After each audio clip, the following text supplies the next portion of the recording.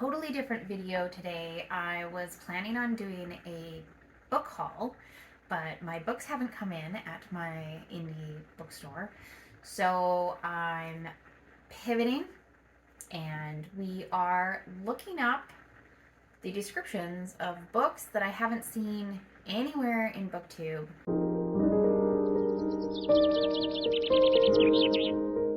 So I keep talking about how I read a synopsis once, or I just see a cover, or I read the first sentence and I go, yeah, sure, that looks really interesting, and I add it to my library TBR. I call it piqued interest, and I've decided I'm going to look up a couple of those titles. These are ones that I haven't heard anybody talking about, and maybe it's because I haven't been as present on, and it could be that I'm just not in those realms where people are talking about them. But we're going to look them up on Goodreads. I'm going to read the descriptions, and we're going to learn together of my questionable choices. The first book is called The Crooked Plow, and I really loved the cover of this book. I immediately added it, and I remember reading the first little bit. Heralded as the most important Brazilian novel of the century so far. So I think this is partially why I added it, because I thought I haven't read a lot of books set in Brazil. So let's put that down. And the fact that it's written by someone in Brazil, not just set in Brazil, but someone from Brazil. Let's see here. Two sisters find an ancient knife beneath their grandmother's bed and, momentarily mystified by its power, decide to taste its metal. The shuddering violence that follows marks their lives and binds them together forever. So the thing is about this cover is a little cartoonish, right? It doesn't speak to darkness. Okay, let's see here. Fiction, historical, romance, literary, magical realism. Okay, that's kind of what I was expecting it to be. Covering themes of family, spirituality, slavery, and its aftermath, and political struggle. Still interested.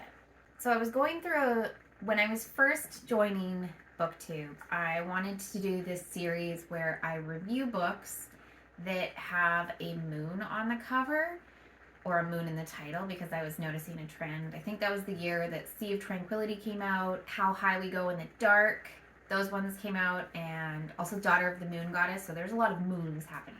So this one I picked up. This is called The Full Moon Whaling Chronicles, and it has a moon on cover, and it's also Canadian. But what I didn't realize is that it is poetry. A mashup of Moby Dick, The Lord of the Rings, Byron, Cyberpunk, Swamp Thing, and Teen Wolf. That's the elevator pitch, I guess. Byron for the poetry. See, I was getting more the vibe of the Swamp Thing, Teen Wolf thing. Moby Dick. Whaling, I guess. So I read Moby Dick 2 years ago. Loved it. So this is probably why this piqued my interest. An English literature student searching for the reclusive author of a YA novel, a beloved novel about teenage werewolves sailing to a fabled sea monster's nest. Okay, so there's two, I think this is a book within a book type of a one, between Kay's quest and chapters from the novel, and guerrilla works of fan fiction. Okay, so we've got fan fiction, the YA novel that's a sensation, and the person who's trying to seek out the author of it. Okay. Sounds interesting. And it's short. It's like 250 pages. That's still on my list. Perfect. This is 1984 Julia by Sandra Newman. It is a retelling of 1984 from Julia's perspective. I read 1984 and I didn't read it in high school, and I'm so glad I didn't, because I think I got a lot more out of it having read it myself and analyzing it myself. And I think Julia is a hard done by character. She's sort of like those tropes that I really don't like in science fiction, is the older man likes the younger woman, and she's a bit of an enigma. So I am absolutely interested in this. Literally the same story, just told through a different character's perspective. So Julia is working in this department and she becomes interested in a mid-level worker named Winston Smith, and she starts talking to him, and this is a dramatically different feminist narrative that is true to and stands alongside the original. So I'm always interested to see what people do with classics. 1793, is that? Oh, it is. Okay. I recently saw The Secret Sauce of Storytelling. I think that's her name. She did a whole video about titles. And one of her pet peeves is numbers as titles, even if it's a year. It's so hard to remember. And this one, the title kind of was like 1793, but it's also The Wolf and the Watchman. This is a translated, I think this is Nordic Noir, which I'm totally into now after having listened to The Chestnut Man. This is, Swedish. The year is 1793. King Gustav of Sweden has been assassinated. The streets are malcontent and paranoia abounds. Body is found, and a watchman, Mikkel Cardell, he is looking over this. He's detectiving. Oh, investigator Cecil Winge. So Cecil Winge and Mikkel Cardell are hanging out together and they're solving mysteries. One death will expose a city rotten with corruption beneath its powdered and painted veneer. That sounds fun. Okay, I'm into it. I'm about a quarter Swedish, and so anything that offers a little bit of insight into historical Sweden is just like perfection. So let's do this one. So far, my gut instinct is pretty good. The fact that I look these up and then forget them immediately, like, this is exciting. Oh, this is a little worrisome. Okay. It's called Mania. It's dystopian. Apparently I'm on a dystopian kick right now. The cover was odd. Why did I put this on my list? Mental parody movement takes hold, and the worst thing you can call someone is stupid. Everyone is equally clever, and discrimination based on intelligence is the last great civil rights fight. Exams and grades are all discarded, and smartphones are rebranded. Children are expelled for saying the S word and encouraged to report parents for using it. Oh, reporting parents. That sounds familiar, like 1984, communist China. Some sort of culture war. Someone is determined to cling to the old bigoted way of thinking. Hilarious, deadpan, scathing, and at times frighteningly plausible. All right. Should be interesting. It's under 300 pages, so it would be fun to check this one out. Why not? It's not a river. It's this river. A hot, motionless afternoon. Yanero and El Negro are fishing with Tilo, their dead friend's teenage son. After hours of struggling with a hooked stingray, Yanero aims his revolver into the water and shoots it. Okay. As uneasy and saturated as a prophetic dream, it's an extraordinary novel about masculinity, guilt, and irrepressible desire. Okay, Latin America novella, 104 pages. Okay. It's not that interesting to me right now, but the fact that it's a novella would be fine because it wouldn't take up a lot of time. We'll leave it on the list. We'll leave it on the list. It's not screaming read me right now, but let's look up the next one. With another apparently popular title, makes it difficult to search it up. It's called Arcadia. Science fiction. Ooh, time travel. So this one's been on my list for a really long time, and I saw the library had it, so I put it on my list. Cold War England, Professor Henry Lytton, having renounced a career in espionage, is writing a fantasy novel that dares to imagine a world less fraught than his own. He finds an unlikely confidant in Rosie, an inquisitive young neighbor who, while chasing Lytton's cat one day, stumbles through a doorway in his cell and into a stunning and unfamiliar bucolic landscape. Remarkably like the fantasy world Lytton is writing about. Okay, yeah. So this is another like book within a book, but like people can access the world. Portal Fantasy. It's long, 600 pages.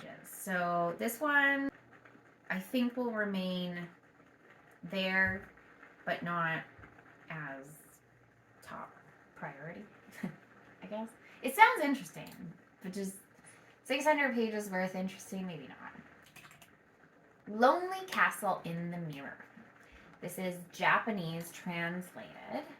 7 students are avoiding going to school, hiding in their darkened bedrooms, unable to face their family and friends until the moment they discover a portal into another world that offers temporary escape from their stressful lives. Passing through a glowing mirror, they gather in a magnificent castle, which becomes their playground and refuge during school hours. This kind of sounds lovely. This sounds like it could be beautiful. Oh, there we go. This heartwarming novel is full of joy and hope, anyone touched by sadness or vulnerability. This sounds just lovely. Okay, please keep that one on the list.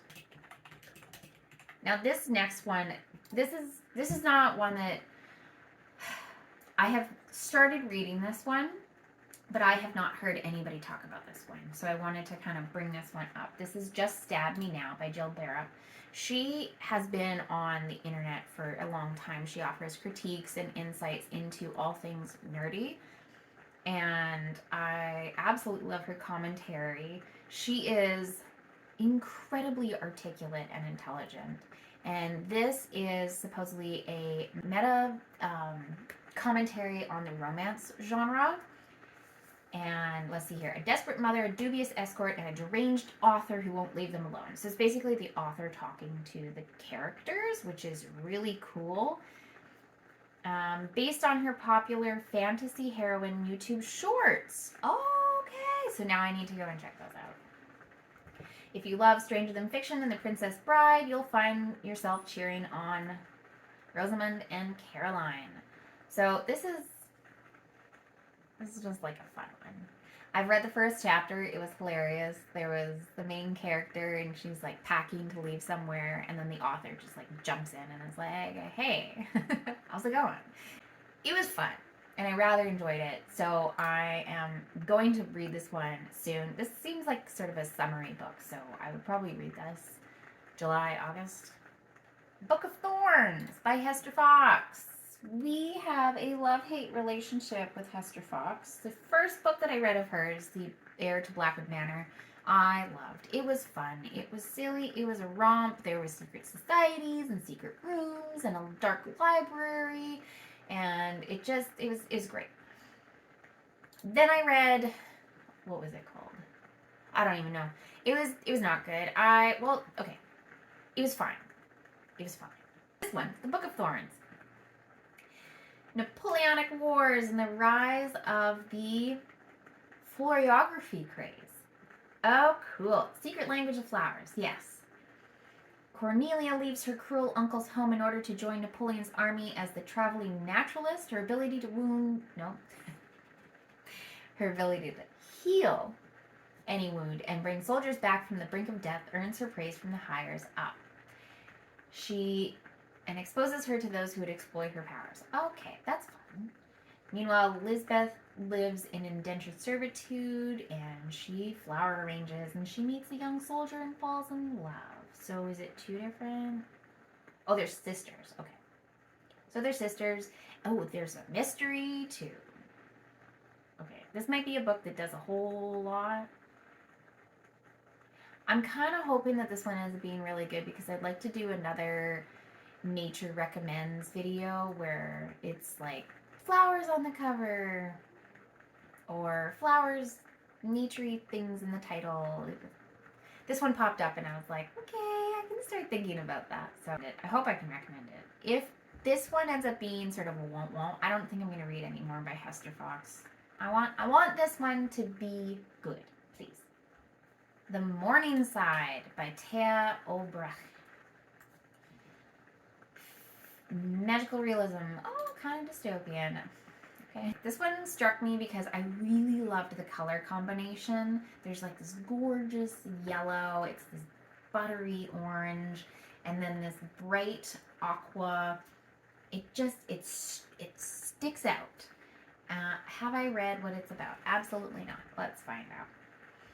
There's a world you can see, and there's one that you can't. Welcome to the Morning Side. After being expelled from their ancestral home, Sylvia and her mother finally settle at the Morningside, a crumbling luxury tower in Island City where Sylvia's aunt Ina serves as the superintendent. Ina tells some stories. Sylvia begins to see the world with magical possibilities and becomes obsessed with the mysterious older woman who lives in the penthouse. Startling, inventive, and profoundly moving to make sense of where we come from and who we hope we might become. Okay, we'll keep that on there. Cover's pretty. Dark Moon, Shallow Sea. Moon cover. Fantasy. Rafe wants revenge on the knights who killed his goddess, the moon. Her death darkened the night sky, stopped the tides, and left the shades of dead without a path to the underworld. Woo! Okay, this one might be a little bit dramatic. Seeking revenge, Rafe brings into the knight's temple.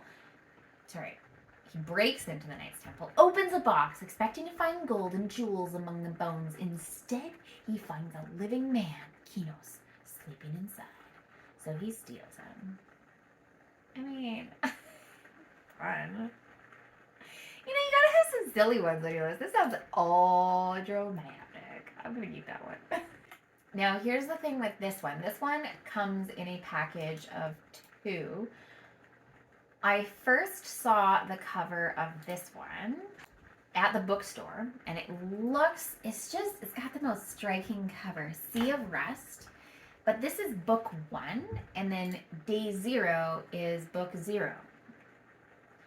So we're going to start with Day 0, because it's book number 0. Okay, Apocalyptic. I have read the first chapter of this. I'm hoping to read it soon, because it's so fascinating. Okay, so on this day that Pounce discovers that he is in fact disposable. Pounce is a stylish nanny bot fashioned in the shape of a plush anthropomorphic tiger and has just found his box in the attic. The box that he arrived in when he was purchased years earlier. So he's a nanny bot, and he starts, so I've read the first chapter. It starts with, like the last day, or Day 0 started like any other day. And the cover is just this ratty, tigery looking bot. It reads so smoothly. So I'm going to read this one, and then the second book. It's got a high rating. Okay, 4,000 ratings, but it's rated 4.01. The second one. It's not the second one. The first book is rated 4.05 and 12,000 ratings. So, okay. Like, this is a high rating. A scavenger robot wanders in the wasteland created by a war that has destroyed humanity, and this evocative post-apocalyptic robot western from the critically acclaimed author. Okay, it's been 30 years since the apocalypse and 15 years since the murder of the last human being at the hands of robots. Humankind is extinct. Every man, woman, child has been liquidated by spoilers. Okay. Most of the world is controlled by an OWI, One World Intelligence, the shared consciousness of a million robots uploaded into one huge mainframe brain. Sea of Rest sounds dismal, whereas the other one sounds lovely. So I'll read the first one, Day 0, and we'll see how I get along with his rating. But Sea of Rest has always struck me as interesting. So I think A vividly imagined portrayal of ultimate destruction and desperate tenacity boldly imagines a future in which no hope remains, yet where human-like AI strives to find a purpose. Okay, this is the last one. This one I came across because I was searching for purple books. And I was searching, because you can change and modify your search engine in the Libby app. So I was literally just searching like random books. Let's see if there's like purple ones or whatever. And this one popped up. It is called Snow Globe. I think it's Korean. Yes, it originally original Korean translated to English. This is another kind of dystopian. What's why? Okay, science fiction, fantasy, mystery, thriller. In a world of constant winter, only the citizens of the climate-controlled city of Snow Globe can escape the bitter cold. But this perfect society is hiding a dark and dangerous secret within its frozen heart. Snow Globe is the last place on Earth that's warm. Outside Snow Globe is a frozen wasteland. Okay, got that. This reminds me of Snowpiercer. So perhaps, and I quite enjoyed Snowpiercer. So this is going to be interesting. Yeah, I like this one. This one popped up just so randomly. I'm so happy that I just browse all the time. Well, that was it. Thanks for stopping by and finding out what these books are about. Hopefully, in the next little while, I will pick one of these books, and maybe one struck your fancy that you hadn't heard about before. I wanted to have ones that were a little bit more unusual, ones that I personally haven't heard anything about, so therefore it would be a surprise when I look them up. Thank you so much for coming. My name is Karen. I'm the Book Libronaut. I explore all different types of books, and we'll see you again soon. Bye.